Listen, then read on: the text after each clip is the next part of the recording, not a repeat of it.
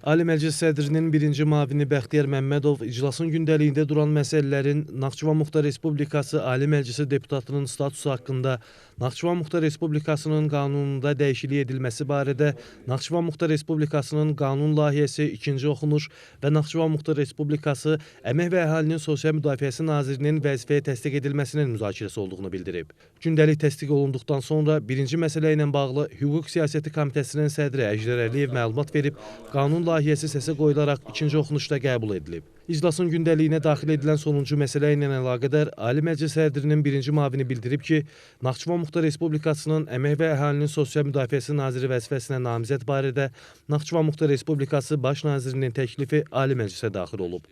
Təklif oxunub, namizəd haqqında ətraflı məlumat verildikdən sonra Fərid Taləddin oğlu Bağırzadənin Naxçıvan Muxtar Respublikasının Əmək və Əhalinin Sosial Müdafiəsi Naziri vəzifəsinə təsdiq edilməsi ilə əlaqədar Naxçıvan Muxtar Respublikası Ali Məclisinin qərarı səsə qoyularaq qəbul edilib. Qəbul olunmuş qərarla Fərid Taləddin oğlu Bağırzadə Naxçıvan Muxtar Respublikası Əmək və Əhalinin Sosial Müdafiəsi Naziri vəzifəsinə təsdiq edilib. Fərid Bağırzadə göstərilən etimada görə minnətdarlıq edib, üzərinə düşən vəzifələri məsuliyyətlə yerinə yetirəcəyini bildirib. Bəxtiyar Məmmədov yeni vəzifəyə təyin olunması münasibəti ilə Fərid Bağırzadəni təbrik edib, gələcək fəaliyyətində uğurlar arzulayıb. Bununla da Ali Məclisin iclası başa çatıb.